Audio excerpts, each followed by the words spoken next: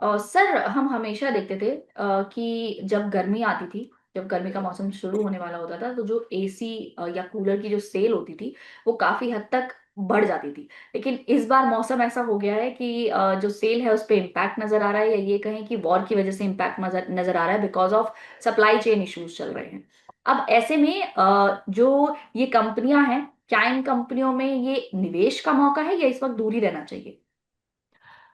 देखिए मैम, आपने बहुत अच्छी बात कही और दोनों चीजें बड़ी कोरिलेट करती हैं। पहली बात है कि इस बार मौसम अच्छा जरूर है, लेकिन मौसम में गर्मी बहुत पहले ही आ चुकी है वॉर की वजह से।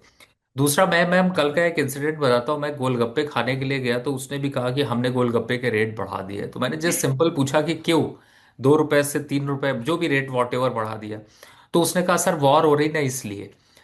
तो आप सोचिए कि क्या लेवल हो चुका है। तो कहीं ना कहीं से कंपनियां जो हैं वो इसको डिस्काउंट करके पहले ही चल रही हैं, और वो कहते हैं नहीं, आ बैल मुझे मार, आपने कहावत सुनी होगी। तो जो कंपनियों की ग्रोथ और डीग्रोथ का इम्पैक्ट है, जिनका वॉर से कोई लेना देना नहीं है, उनको भी यहाँ पर वॉर का बेनिफिट उठाने की अगर कस्टमर से कोशिश करते हैं तो वो एक रिसेशन पीरियड में चला जाता है। और इसी वजह से इस बार आपको वोल्टास है या फिर अदर स्टॉक्स, जो गर्मियों के स्टॉक जो काफी सुर्खियां बटोरते थे, उनमें भी वो मोमेंटम नहीं देखने को मिल रहा, क्योंकि वो भी जब गोलगप्पे वाला ऐसा कर सकता है तो कोई भी कर सकता है। तो कहीं ना कहीं से मुझे लगता है कि this is not right time. इस बार गर्मियों को गर्मियों में रहने दीजिए, और स्टॉक्स अगर चूज करने हैं तो इनके कंपेयर उनको चूज करिए जो एनर्जी के स्टॉक्स हैं। जैसे मैंने आपने बात करी अभी, टाटा पावर की बात करी, या फिर आप पावर ग्रिड की बात कर लीजिए, या फिर आप एनर्जी की तरफ ही अगर आप देख रहे हैं तो आप भेल है जिसको मैंने अभी बात की, ओएनजीसी जो एनर्जी के प्रोडक्ट है, इस टाइप के स्टॉक्स ले लीजिए। इस बार डायरेक्ट एसी की सेल आपको नहीं मिलने वाली है।